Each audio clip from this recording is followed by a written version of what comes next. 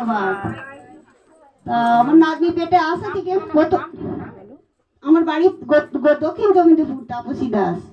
আমার বৌমার থাইরয়েড ছিল, প্রথম থেকেই সমস্যা ছিল, অনেক মানে বাচ্চা আসার কোনো এ ছিল না। ও বলতো আমাকে, কিন্তু বলেনি।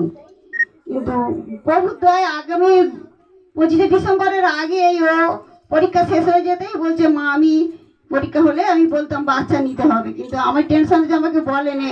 তা ও বিশ্বাস করতো, ও বিয়ের পর থেকেই আমি প্রার্থনা করি বলে ও তারপর দিন থেকেই সবাই বসে গেছে, ও বিশ্বাস করতো মনে মনে। ডাক্তার আমিও বলতাম, বলেন ও আগে ডাক্তার দেখাতো, ডাক্তার বলেছিল ওকে সমস্ত কিছু টেস্ট করতে দুজনেরই, যাতে বাচ্চাটা আসে, কোনো সমস্যা না হয়।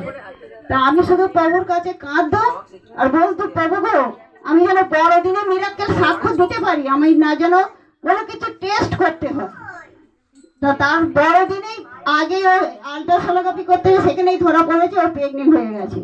তখন আমি প্রভুকে ধন্যবাদ দিই, প্রভু সবই তোমারই সম্ভব, তোমার দয়াতেই হয়েছে।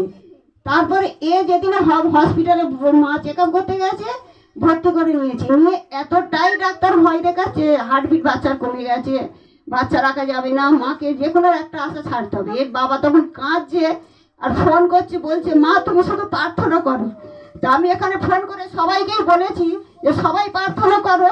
আমি দাদার প্রতি বিশ্বাস আছে, খালি ওর বাবাকে আমি একটাই ভরসা দিচ্ছি, কিচ্ছু হবে না।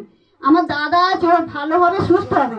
তাও ডাক্তার বলছে যদি হয় একটা বিকলাঙ্গ হবে, যাও কিছু হবে, সুস্থ স্বাভাবিক বাচ্চা হবে না। তা আমার দাদার প্রতি আমার এতটাই বিশ্বাস ছিল যে প্রভু যিশু দাদার প্রতি, যে আমার ভালো সব বাচ্চা হবে, যাই দিক প্রভু তুমি তাকে সুস্থ সবল দিবে। তা প্রভুর দয়ায় আমার নানি খুব সুন্দর হয়েছে, খুব সুস্থ সবল আছে প্রভুর দয়ায়। আর তাকে আমি আনতেও পেরেছি, আর যে প্রভু তাকে সুস্থ রেখেছিল। আর তার জন্য 5 বছর 6 মাসে পড়েছে, হয়েছে আষাঢ় মাসে 5 তারিখ, 5 দিন থাকতে এই সামনে মাসে অন্নপ্রাশন হবে। তার জন্য প্রভুর দয়াতেই সবই সম্পূর্ণ, আর এর সব কিছুই হবে প্রভুর দয়ায়। তার জন্য ঈশ্বর পিতা পুত্র